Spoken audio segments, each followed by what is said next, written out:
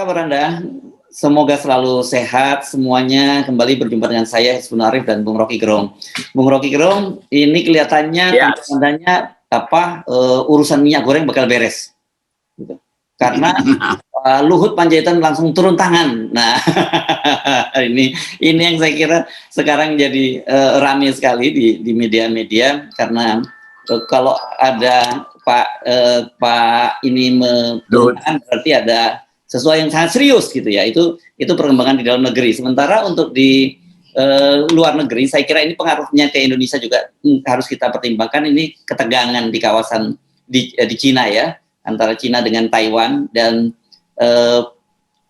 Amerika sudah menegaskan kalau sampai Cina menyerbu Taiwan, maka Amerika Serikat akan turun tangan juga, dan sebaliknya Cina mengancam jangan main-main dengan Cina. Kami punya 1,4 miliar jumlah penduduk. Ini seru ini, Bung Rocky. Jadi, dan kita tidak boleh bilang wah itu kan urusan Cina dengan Amerika, nggak ada kait-mengaitnya dengan kita gitu. Ya mungkin juga sudah dipersiapkan. Jadi kan ada krisis minyak goreng dan potensi krisis di Indo-Pasifik, maka Pak Luhut akan ditunjuk sebagai koordinator juga penyelesaian antara konflik Cina dan Amerika Serikat. Jadi karena kalau nggak bisa diselesaikan oleh kawasan, maka Indonesia akan ambil alih cara penyelesaian itu. Kira-kira begitu. Supaya lengkaplah profil Pak Luhut. Tapi balik pada soal minyak goreng, orang melihat bahwa ya ujungnya kan mesti Menteri Perdagangan yang menyelesaikan soal itu tuh. Jadi itu tanda bahwa kelihatannya Pak Lutfi akan disingkirkan karena udah diberi sinyal bahwa itu semua biarkanlah nanti Pak LBP yang akan selesaikan. Nah, kan mestinya Pak Lutfi tahu diri, ya mundur aja karena bahkan kemampuan dia udah tidak dianggap lagi oleh Presiden Jokowi kan. Kan itu sebetulnya ada dipermalukan kan Pak Lutfi, udah Anda nggak mampu, jangan saya taruh orang yang biasa menerabas seluruh problem yang namanya Pak Luhut Panjaitan. Jadi itu soalnya tuh. Ya. Dengan itu kita bersiap-siap melihat pengumuman nanti reshuffle bahwa Menteri Perdagangan diganti tuh. Dan penggantian itu tentu punya konsekuensi. Diganti karena apa? Karena tidak mampu untuk menyelesaikan minyak goreng itu jelas. Tapi kalau itu dikaitkan dengan soal pidana, mafia ya, mafia minyak goreng ya. Mafia minyak goreng, nah itu lebih berat tuh Pak Lutfi itu. Jadi bersiaplah Pak Lutfi untuk menerima akibat dari keraguan-raguan Anda di awal untuk menyelesaikan problem ekonomi politik yang melibatkan kartel-kartel di sekitar istana. Tapi tentu Pak Lutfi juga tahu bahwa ya dia juga punya kartu untuk menerangkan apa sebetulnya proyeknya atau apa sebetulnya problem minyak goreng ini. Itu nggak berakhir di meja menteri aja, pasti di belakang itu ada persaingan di kalangan kabinet, ada kirim-mengirim berita pemerasan mungkin tuh. Jadi biarkan itu kita saksikan sebagai kekacauan di dalam istana presiden, dan itu menggembirakan kita sambil kita memperhatikan kekacauan di Cina Selatan itu. Nah soal bukan Cina Selatan, soal Taiwan. Nah saya kira Amerika memang sudah menghitung bahwa penyelesaian perang itu tidak bisa lagi dihindari, dan kalkulasi Amerika tentu melihat bahwa Indo-Pasifik itu harus betul-betul bersih dari kemampuan atau potensi dikuasai secara hegemonik oleh Cina tuh.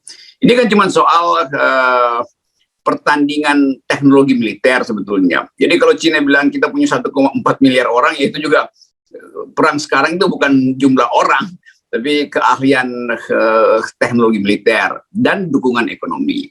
Jadi ancaman Cina itu justru membuat Amerika merasa bahwa ya itu kalau orang mah sebentar aja diselesaikan. Tapi kalau Cina ekonominya nggak bisa pulih dalam 1 semester ini, tentu itu momentum bagi Amerika untuk naikkan ancaman. Dan kita tahu memang Amerika mengakui bahwa Beijing itu menguasai Taiwan.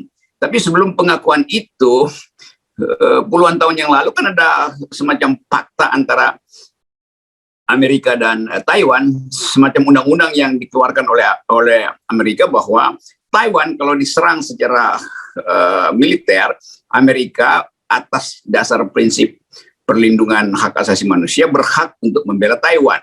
Itu soalnya tuh. Amerika punya tradisi itu. Jadi dia sendiri yang merumuskan apa yang mesti dia lakukan kalau Taiwan diserang oleh Cina, diambil paksa oleh Cina tuh.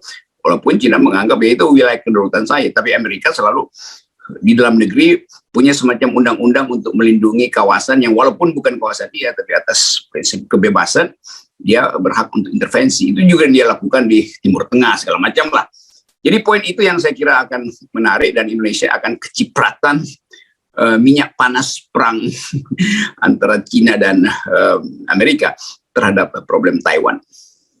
Itu saya kira jelas ya, karena di Ukraina pun dampaknya terasa ke Indonesia. Tapi saya kira mungkin bagi pemerintah bisa jadi blessing juga, karena ada alasan baru gitu bahwa eskalasi di Taiwan dan Cina itu kemudian berdampak kepada naiknya harga komoditi, dan dengan begitu ya pemerintah Indonesia bisa beralasan bahwa kembali ini APBN kita tertekan akibat konflik antara Cina dan Amerika di Taiwan. Ya, dan karena itu Presiden harus diperpanjang masa jabatan 3 tahun lagi menunggu penyelesaian potensi krisis itu. Jadi sekali lagi banyak faktor sebetulnya yang belum bisa ditentukan akibatnya. Nah itu yang sebetulnya jadi semacam kalkulasi. Sebagian analis menganggap bahwa kalau terjadi Cina diserang oleh Amerika karena ingin merebut Taiwan, maka dampak ekonomi tadi pada Indonesia itu justru akan meruntuhkan kepemimpinan Presiden Jokowi sebelum 2024 tuh.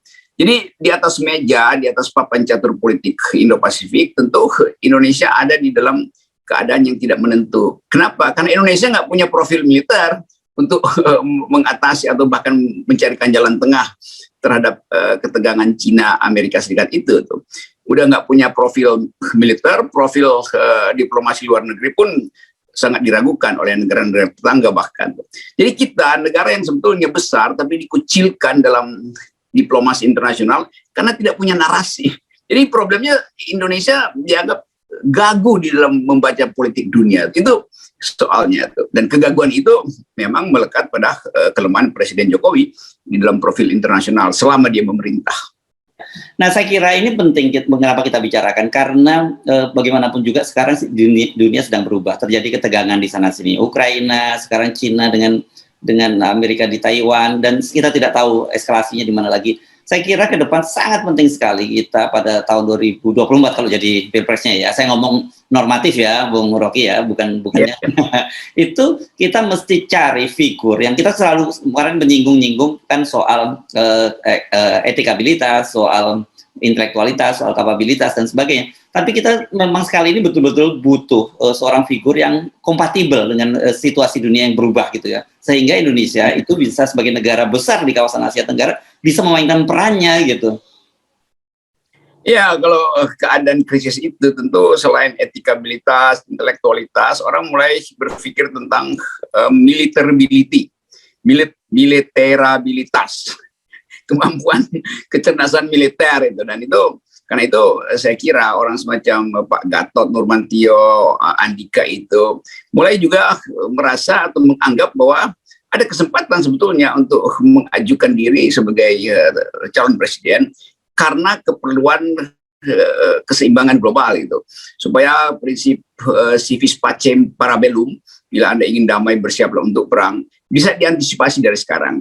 Jadi sangat mungkin ada game changer atau game changing, perubahan permainan di dalam dunia global yang kemudian berimpact pada persyaratan pencalonan Presiden Republik Indonesia kan. Jadi kita membayangkan misalnya, apakah kalau Ganjar dipromosikan oleh Pak Jokowi mampu untuk ikut di dalam percakapan politik internasional di Indo-Pasifik misalnya, itu pertanyaan penting tuh, dan saya kira nggak bisa tuh. Karena upaya untuk masuk dalam politik internasional butuh kecerdasan dan kecerdikan baru tuh. Nah kalau Pak Ganjar bahkan tidak mampu secara cerdas dan cerdik mengatasi naiknya rob di Jawa Tengah, bagaimana dia mau atasi sesuatu yang betul-betul tidak pernah ia bayangkan, yaitu keterlibatan Indonesia di dalam ketegangan Indo-Pasifik yang polarnya adalah Cina dan Amerika Serikat. Jadi itu soalnya tuh. Lalu orang mulai hitung lagi siapa Pak Muhaimin misalnya mampu untuk mengantisipasi perang itu. Jadi kalau misalnya ketegangan itu terjadi semester depan, lalu orang mulai berkampanye jadi presiden di Indonesia, nanti forum-forum diskusi akan disibukkan oleh tema itu tuh. Sekarang kita lihat siapa yang paham tentang politik militer di Indo-Pasifik. Di dalam debat nanti tentu Pak Ganjar akan gugup tuh, kan dia nggak ngerti itu. Demikian juga Muhaimin atau bahkan Erick Thohir, maka muncullah orang semacam Andika, Gatot, atau bahkan Agus Ahaye yang memang paham tentang strategi perang karena berasal atau dididik terutama di dalam ilmu semacam itu tuh. Jadi ini soalnya. Lalu orang mulai merindukan kehadiran ulang militer. Sebetulnya bukan kehadiran militer, tapi mereka yang paham ilmu kemiliteran. Jadi variabel ini akhirnya muncul lagi. Mungkin survei-survei nasional belum memasukkan unsur itu kan. Jadi kalau ketegangan itu berlanjut semester depan, tentu survei nasional mesti hitung. Elektabilitas seseorang akan dikaitkan dengan kemampuan dia dalam menghitung strategi militer menjelang